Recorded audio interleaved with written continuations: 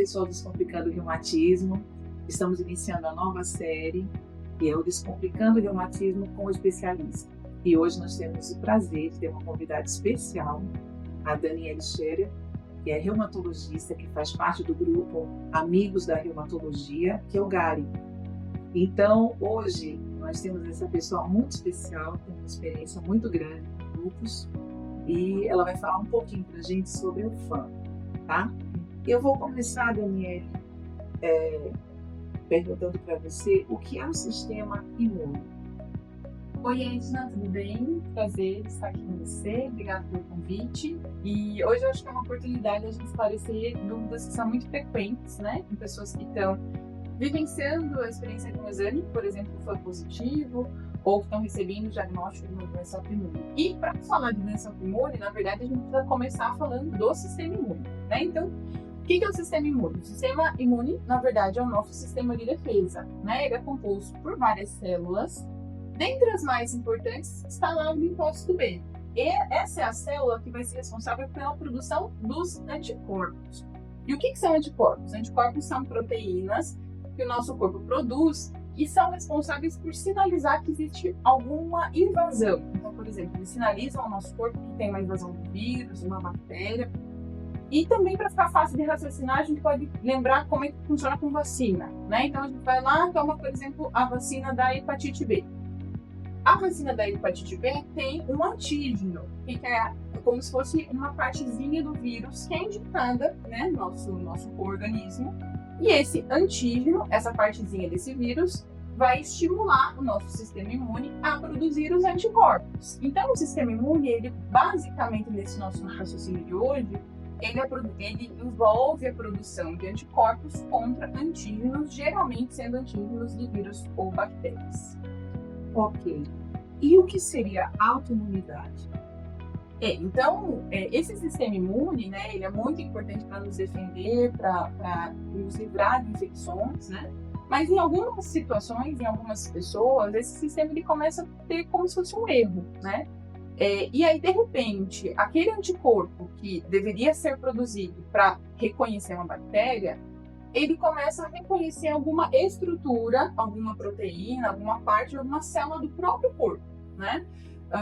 Então, isso a gente dá o nome de autoanticorpos, ou seja, anticorpos que, em vez de reconhecer estruturas invasoras, começam a reconhecer estruturas próprias do organismo. E a esse processo, a gente diz que é um processo de autoimunidade, né, que vai causar inflamação. É muito difícil entender o que causa a autoimunidade, por que uma pessoa começa a apresentar sintomas de uma doença autoimune ou começa a produzir autoanticorpos. A gente sabe que existe uma grande parte genética, né? Não é um gene só, hereditário. A gente sabe que são heranças poligênicas, ou seja, a gente pode ter vários genes que a gente herda dos nossos pais, nossos avós, né? Que a gente compartilha com familiares. E a gente também sabe que exposições ambientais são extremamente importantes para fazer com que esses genes se manifestem ou não, né? E aí começa a desencadear a autoimunidade. Exemplos clássicos são, por exemplo, o cigarro, né? Na mulher, a exposição ao cigarro, a fumaça do cigarro é uma das coisas que pode desencadear esse processo. Infecções, por exemplo, pós-Covid, pós-infecções bacterianas, pós-estresse, né, físico muito intenso. A exposição solar, falando em lúpus, né, você sabe que a radiação UV é uma das coisas que pode ser um gatilho ambiental para desenvolver, iniciar esse processo de autoimunidade. Você podia falar um pouquinho assim sobre antígeno no anticorpo, como é que funciona isso? Tem até uma figurinha aqui que a gente colocou, né, para tentar explicar um pouquinho mais como que funcionaria essa relação, né? Então, aqui, por exemplo, é uma célula de defesa, né? Essa célula de defesa, que é um glóbulo branco, por exemplo, um linfócito, ele está entrando em contato com o antígeno. E antígeno, lembra que eu dei o exemplo? Que seria aquele pedacinho do vírus, da hepatite que a gente tomou na vacina, ou, por exemplo, uma infecção, né? Por exemplo, o vírus da Covid, ou uma bactéria que entra no nosso organismo. Então, nesse contato, isso vai começar a estimular essa célula de defesa, esse linfócito, a produzir essas proteínas que se chamam anticorpos, que é esse azulzinho. E veja que esse azulzinho, né, que são os anticorpos, eles começam a ir atrás dos antígenos e neutralizar, né? Então, para evitar que isso aqui se prolifere, que seria, no fato, o controle, por exemplo, de uma infecção. Mas e na autoimunidade? Toda doença autoimune também é reumatológica? Não, então isso é interessante, né? Porque as pessoas ligam muito a doença autoimune à parte reumatológica, ao reumatologista, mas na verdade a gente pode ter doença autoimune em qualquer órgão, né? Em todas as especialidades. Muito comuns, por exemplo, hipotireoidismo, né? A doença de Hashimoto. É uma doença que afeta a tireoide, que faz com que o organismo começa a atacar e inflamar o tecido da tireoide e a tireoide para de funcionar bem. Então, esse também é um exemplo, por exemplo, de doença autoimune. Na parte da neuro, a esclerose múltipla, que é um tipo de doença degenerativa, também acontece por um processo de autoimunidade. Então, a gente tem, sim, as doenças reumatológicas, mas em todas as especialidades a gente vai ter esse subgrupo de doença autoimune. Ok. Então, qual a relação entre o FAM e essa autoimunidade? Então, O famoso FAM. Um dos objetivos da nossa conversa hoje era falar sobre o FAM, né, que é um exame famoso, e que as pessoas têm medo, né? Elas olham o FAM e correm para o reumatologista. E, na verdade, o FAM, que é a sigla, né, do fator antinúcleo, é um exame que vai pesquisar os grupos de autoanticorpos. Então, essa é uma forma da gente conseguir detectar na circulação a presença desses autoanticorpos. E aí sim, em específico, as doenças reumatológicas, elas se correlacionam com a presença e a produção desses autoanticorpos, que de uma forma, num primeiro momento, como se fosse um primeiro exame de triagem, mostraria um FAM positivo. Então essa aqui é a correlação, a forma de pesquisar o autoanticorpo. Ok. Olha, eu só queria lembrar que assim, o FAM é um exame até antigo, né? A técnica ela é nova, mas a pesquisa é muito antiga, mais de 30 anos. Antigamente, o FAM ele era uma técnica difícil, porque precisava fazer a gente chama print do fígado de rato. Você fazia lâminas e colocava no microscópio, colocava um corante, fazia as diluições e colocava corante e a gente ia observar os autoanticorpos, né, na fluorescência. E era um exame muito difícil de fazer por causa da técnica, era um exame caro e que a gente só pedia em casos muito graves, porque a gente queria tirar dúvidas se era um lúpus mesmo. Então ficou-se uma correlação muito grande com o FAM e lúpus, né? E à medida que o laboratório, as técnicas de laboratório foram avançando e ficando mais acessível, né? Técnicas mais simples, isso começou a ter uma divulgação do FAM, né? Da facilidade do FAM, das técnicas. Hoje a gente usa, né? Que eu gostaria que você explicasse para a gente o atual FAM, como é que é? Hoje é um exame muito mais fácil, né? Quer dizer, não fácil. Vale lembrar que ele não é um exame automatizado, né? Não é uma máquina que faz e dá o resultado automaticamente. Por isso, uma das coisas que a gente chama bastante atenção, né, Edna, você como reumato também, com certeza faz isso e fala para os seus pacientes que esse exame precisa ser feito num laboratório confiável, porque não é uma máquina, é um técnico, um biomédico, um técnico especializado nesse exame que vai fazer a leitura desse exame. E como que faz, né? Na verdade, é uma coleta de sangue normal, essa amostra vai ser preparada e lá no laboratório, essa amostra vai ser colocada no microscópio. E em cima dessa amostra de sangue vai ser colocado como se fosse um corante que brilha, né?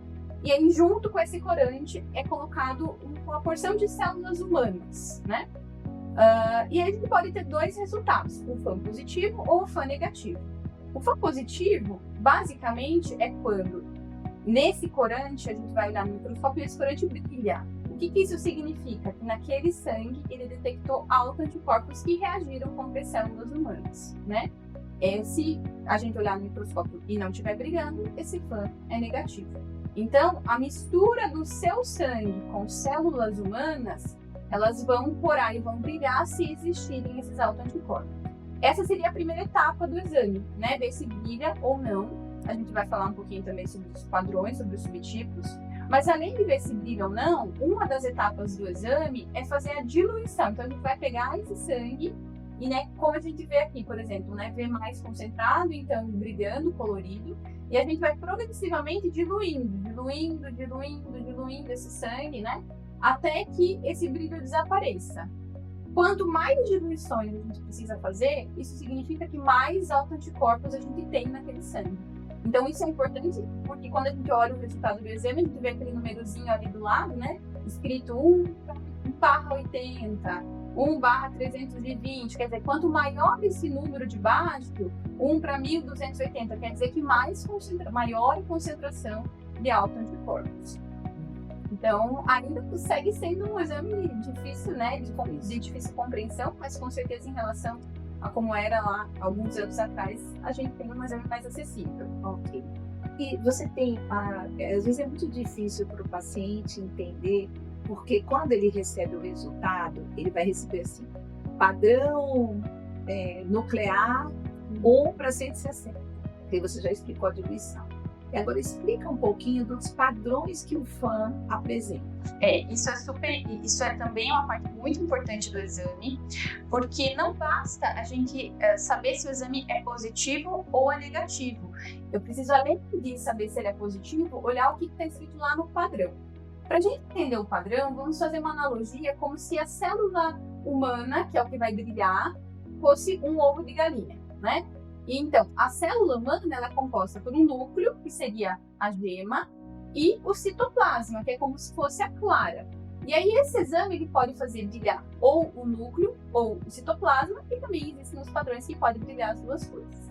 Então, para a gente entender, dá para a gente usar um exemplo aqui. Por exemplo, aqui. Aqui a gente tem uma célula, tá vendo? Então, essa bolinha é o núcleo, como se fosse a gema. E o que está brilhando em volta, como se fosse clara. Então, esse é um FAM de padrão citoplasmático, né? Aí vai ter um outro exemplo mostrando o contrário. Tá vendo que a gente está enxergando só a bolinha? Né? Então, a bolinha é o quê? A gema. Então, é o núcleo da célula. Aqui a gente não está vendo brilhar aquilo que estava em volta, que seria a clara. Então, esse é o padrão nuclear, que brilha o núcleo. E, além disso, nesses padrões nucleares, a gente vai ter várias subdivisões. Não pense que a gente decora, não, né? Tem mais de 20 padrões escritos. A gente tem lá o consenso do FAM, que descreve todos os padrões e a associação de doenças. E por que a gente está falando isso para você, né? Por que é importante o paciente entender isso quando pega o exame do FAM? Porque a gente tem padrão de FAM que é prevalente e que vai acontecer em pessoas saudáveis. Então, principalmente o padrão nuclear pontilhado fino denso é um padrão que pode aparecer em pessoas saudáveis sem associação com nenhuma doença autoimune, né? Mesmo em títulos altos. Né? Mesmo em títulos altos. A gente não ser o padrão, mas também o título. Então, nesses casos, o título mesmo alto pode ser que pode não ter significado de alguma doença. Então, principalmente, eu acho que quando você coloca o FAM, é porque você tem que observar que sintomas ele está apresentando e que esses sintomas façam parte de alguma doença autoimune e que o FAM vai colaborar para a gente fechar o diagnóstico. Com certeza. Né? Então, por causa disso, eu gostaria que você conversasse um pouquinho a relação desse FAM em pacientes em geral, né? Se você fazer o FAM em qualquer paciente, o que você espera disso daí? Então, definitivamente, esse não é um exame de check-up. Né? Então, isso acontece às vezes, a gente vai no ginecologista, vai no médico clínico, enfim, vai fazer uma triagem de outros problemas de saúde, o médico vai lá e inclui a pesquisa do FAM, às vezes ainda não tem um sintoma específico de uma doença reumatológica. Por que a gente não deve fazer isso? Justamente porque esse exame pode vir positivo e não ter significado clínico. Então, o primeiro ponto é, o FAM, idealmente, ele deve ser pedido pelo médico reumatologista ou pelo médico especialista quando houver a suspeita de uma doença reumatológica. Porque nem todo FAM positivo é reumatismo, nem todo FAM positivo vai significar doença reumatológica. Vale lembrar que o FAM lembra uma triagem dos autoanticorpos e a gente tem doenças não reumatológicas que são autoimunes. Então, o FAM ele pode ser positivo em doenças não reumatológicas. E mesmo que esse FAM seja positivo num padrão aí mais específico, que a gente olhe e suspeite, isoladamente ele não é diagnóstico. ele é apenas uma das ferramentas que a gente utiliza na investigação dos quadros clínicos reumatológicos. Quando você recebe um paciente que tem uma sintomatologia que você acha que tem uma doença autoimune, uma dor articular, uma artrite, ele tem uma alteração de pele, tem uma alteração renal, que outros exames você pode pedir além do FAM para você conseguir fechar esse diagnóstico? Então, o FAM, como a gente comentou, ele é um exame de triagem, né? Na parte de autoanticorpos, se esse FAM vem positivo, aí sim a gente vai fazer a solicitação dos autoanticorpos específicos. Então, a gente não vai citar todos aqui, mas às vezes você tem um exame que vai circular anti-DNA, anti-RNP, anti-RO, anti-LA. Então, esses são os autoanticorpos específicos para cada uma das doenças. E eles vão ser solicitados caso esse FAM venha positivo. Óbvio que além do FAM, né, a gente falando em lúpus, por exemplo, ou em outras doenças reumatológicas, a gente não pode esquecer dos exames gerais, hemograma, exames de urina, função renal, provas inflamatórias, exames de imagem. Então, a gente precisa construir exatamente esse raciocínio clínico não baseado apenas no FAM. Alguns laudos de FAM, às vezes ele coloca só o FAM. Onde eu trabalho, eu gosto muito porque, além de ele colocar o padrão, ele descreve o padrão, né? Nuclear, homogêneo, por exemplo, mas nas observações ele coloca até os autoanticorpos que pode ser correlacionado. Então, nem sempre também esses autoanticorpos vão aparecer. Às vezes a gente vai achar lúpus com anticorpos. Não é você tem um FAM e vai ter anticorpo. Às vezes aparece isoladamente, né?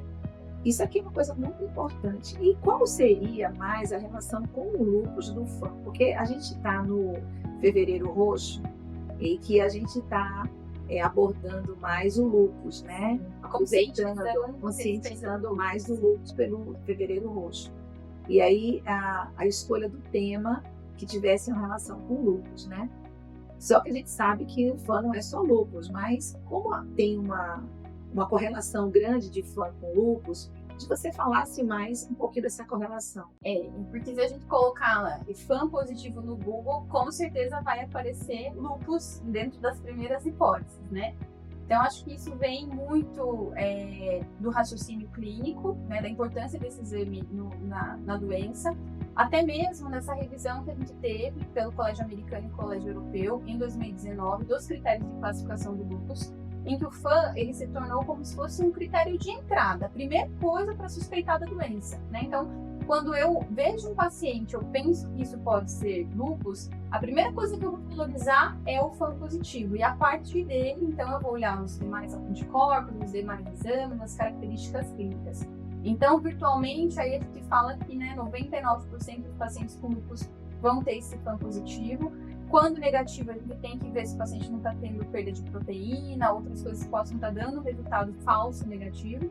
Mas talvez por isso, né, que dentro do diagnóstico de lúpus, ele passa a ser, sim, um exame praticamente essencial para o raciocínio clínico. Tudo depende da clínica, né? Exatamente. O FAM isoladamente sem clínica, a gente vai ficar devaneando sobre o FAM e não chega em lugar nenhum. E apesar de ser super importante no lúpus, mesmo dentro da reumato, a gente tem artrite reumatoide com FAM positivo, Sjögren, síndrome de Sjögren, esclerose sistêmica, as miopatias inflamatórias.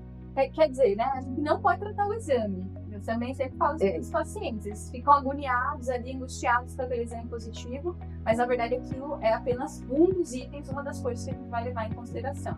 Outra coisa também, né, Dani, o pessoal às vezes vai procurar no Google, né, o que é o exame e depara com lúpus, né? E que a gente sabe que o lúpus, ele tem vários graus de manifestação. Manifestações até leves, e pouca medicação, hidroxicloroquina, alguma coisa segura, um pouquinho de prednisona. Há casos moderados e casos muito graves, né? Quando pega algum órgão-alvo muito importante, né, condição, e que às vezes o paciente pode chegar até precisar de um transplante renal, né? Perda de função renal muito rápida, um quadro bem mais agressivo. Talvez a gente que lida com isso, né, esses pacientes, eles têm que ter um acompanhamento, né, frequente disso. E um paciente que não tem essa noção, né, dos nuances da doença, por ser uma doença que pega qualquer órgão, na realidade, nenhum paciente vai ter a manifestação igualzinho em todo mundo. Sim. E isso daí um estímulo para a gente, né, de pesquisa, porque nenhum paciente é igual ao outro, mas também tem as dificuldades do diagnóstico, né?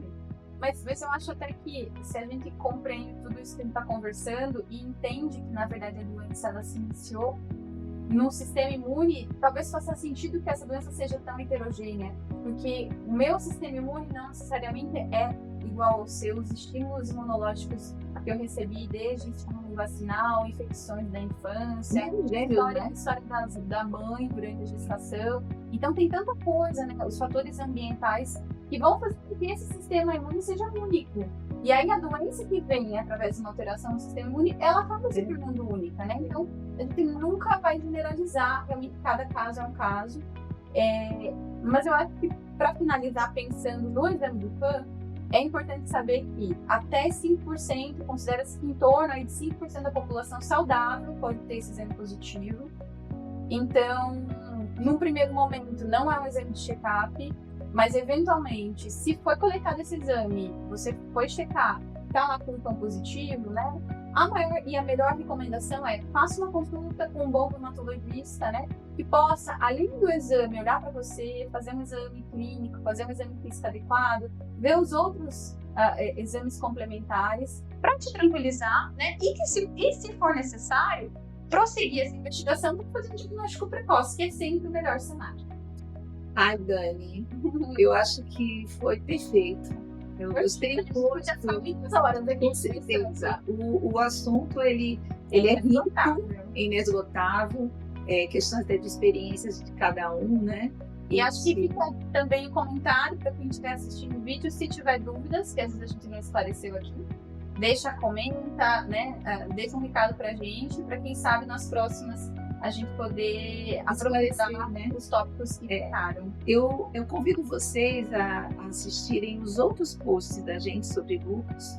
A gente abordou vários aspectos do lúpus para que você que está seguindo os Complicando o Reumatismo realmente sinta que você conseguiu entender, apesar de ser uma especial porque reumatismo às vezes é um pouco complexo. E é uma área um pouco diferente do que a gente está habituado no dia a dia.